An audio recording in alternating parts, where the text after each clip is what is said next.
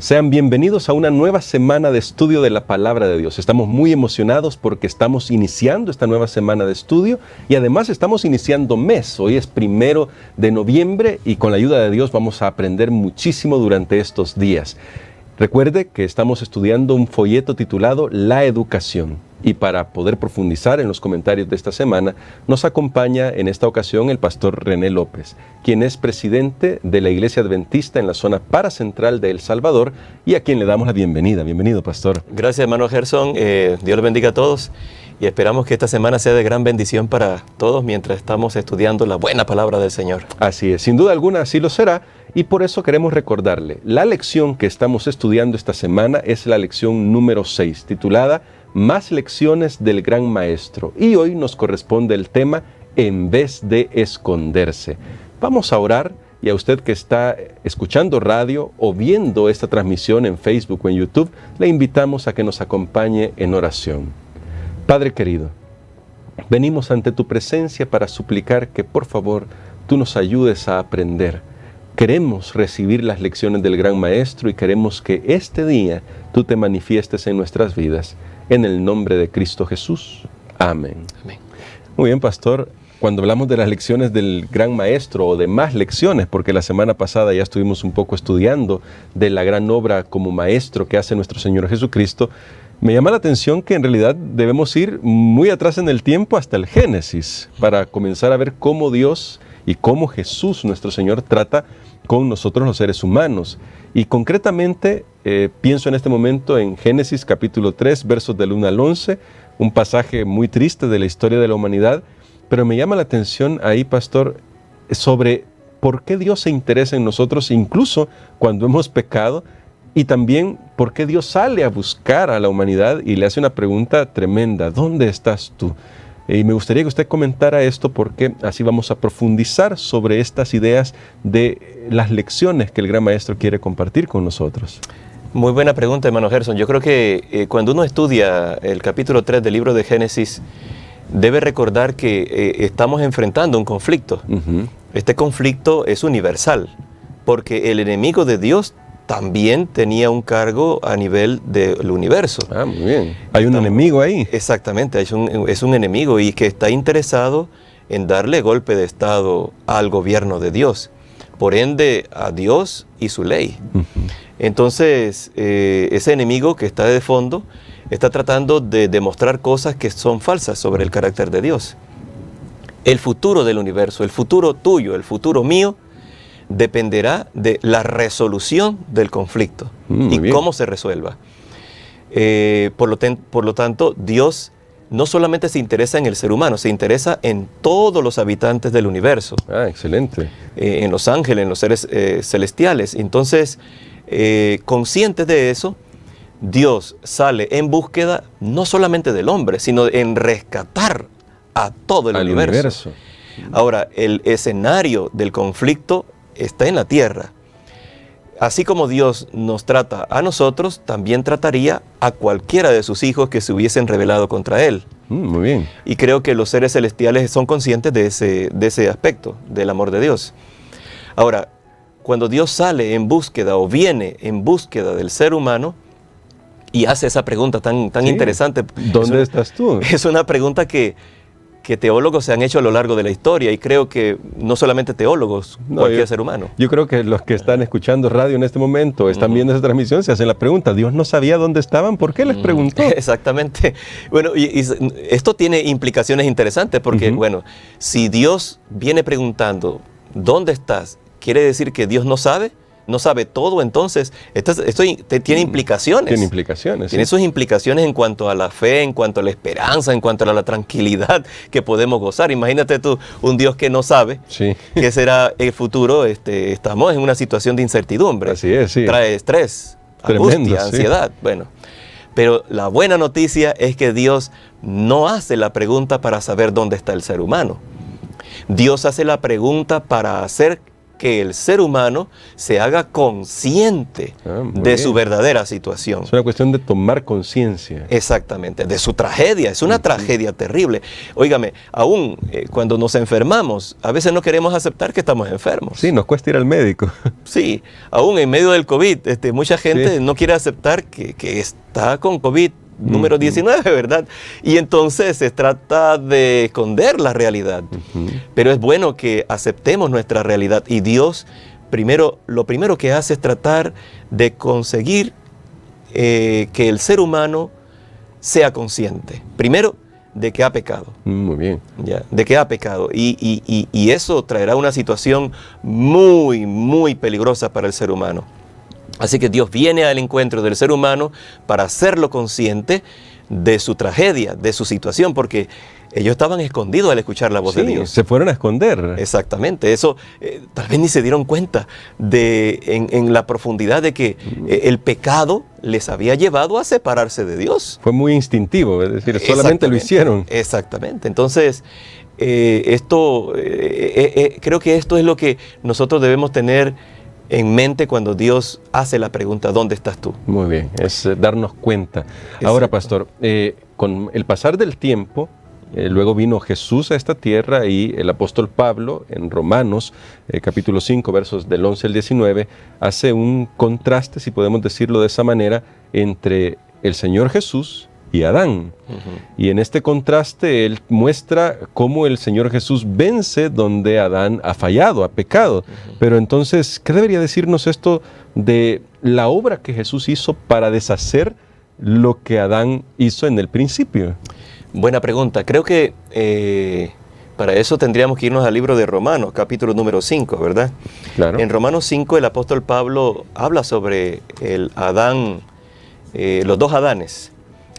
El primer Adán es Adán, nuestro primer padre humano. El segundo Adán es Jesús. Es Jesús. Y luego Pablo dice, el primer Adán desobedece.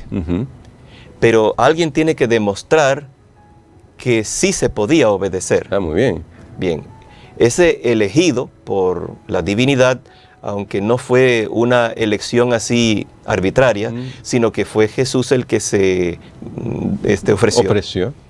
Jesús se ofrece para poder resolver el problema, para demostrarle al universo entero de que a Adán y Eva les era posible obedecer. Muy bien. Así que Él tiene que venir como un ser humano. Pero miren qué interesante lo que Dios hace, porque Jesús en relación a Adán vino en desventaja, porque su cuerpo había heredado un cuerpo deteriorado en cuanto a milenios de pecado. La condición no era la misma para Exactamente. Jesús. Y también las condiciones externas eran desfavorables, porque no estaba en el jardín del Edén, estaba en medio de la tentación, en medio del pecado, en medio de la violencia. Sí. Entonces Jesús estaba en desventaja. Sin embargo, Dios quiere demostrar con toda esa desventaja de que sí le era posible al ser humano en la naturaleza de Adán obedecer. Bien. Y esto es muy importante para nosotros, hermano Gerson, porque mucha gente no se siente salva. Y esta es la buena noticia de la lección de hoy, porque muchas personas dudan de que son salvadas cuando aceptan a Jesús porque fallan. Porque creen que deben ellos lograr algo. Exactamente, creen que deben demostrar obediencia perfecta en su vida. Pero eso no es lo que dice Pablo. Pablo en Romanos 5, verso número 18 dice, así pues, tal como por una transgresión, está hablando de la transgresión de Adán, la condenación vino a todos los hombres, así también por un acto de justicia resultó la justicia de vida para todos los hombres. Muy bien. O sea, en otras palabras, lo que hizo Jesús no está en contra de lo que es correcto hacer, puesto que un hombre trajo condenación para toda la raza humana. Así también un solo paladín, o sea, un hombre, fue necesario para resolver el problema. No se necesita que usted y yo seamos perfectamente obedientes para ser salvos. Necesitamos ser lo más obedientes con la ayuda del Espíritu Santo, obediente, perfecto, ojalá fuese eso, si se pudiese lograr, pero yo creo que no hay una escala, no hay una limitante, ni para arriba, Dios ha puesto ninguna limitante. Entonces, en la Biblia hubo personas que fueron obedientes a Dios. Sí, muy fieles. Enoc, estamos hablando de Daniel, no se le ve ningún error ahí José en el relato. Exactamente. Entonces, pero estamos hablando de que no se debe demostrar con mi vida, yo no tengo que ganar la salvación. Jesús la ganó. ¿Ya? Excelente. Él demostró de que sí se puede obedecer la ley de Dios, que la humanidad sí la podía obedecer. El verso número 19 lo vuelve a repetir el concepto, porque así como por la desobediencia de un hombre, los muchos fueron constituidos pecadores, así también por la obediencia de uno, los muchos serán constituidos justos. Amén. Ahí está la buena Tremendo, noticia. ¿sí? Entonces, yo creo que ese ¿dónde estás? Tenía la intención de llevar a Adán y a Eva hacia ese punto. Primero, darte cuenta de que has pecado, estás en problemas. Segundo, darte cuenta de que no puedes resolver el problema por ti mismo. Tú no lo puedes hacer. Es imposible para ti. Muy bien. Y tercero, ¿quién es la solución? Jesús es la solución. Él es nuestro paladín. Ahora, pastor, esto me lleva a plantear otra pregunta, siendo que estamos hablando de la educación. ¿Por qué es importante en la educación cristiana enfatizar este principio, pastor? El hecho de que debemos darnos cuenta de nuestra condición y la educación cristiana debería enfatizar quién es el que resuelve esto. ¿Por qué es importante esto? Es buena pregunta porque, mire, el pecado es un enemigo terrible. Bueno, se le hace muy humano, ¿no?, al pecado, como que si el pecado pudiese pensar o el pecado tuviera voluntad o personalidad. Pero es un terrible enemigo. El pecado hace estragos en la mente, en el espíritu, en el cuerpo, en el entorno, bueno, en la naturaleza. El pecado es un enemigo terrible, es un amo cruel. Y se necesita un esfuerzo inmenso para enfrentarlo. Por ello Dios hizo un plan. Ese plan involucra la iglesia, involucra el hogar, involucra la escuela. Excelente. Muy bien.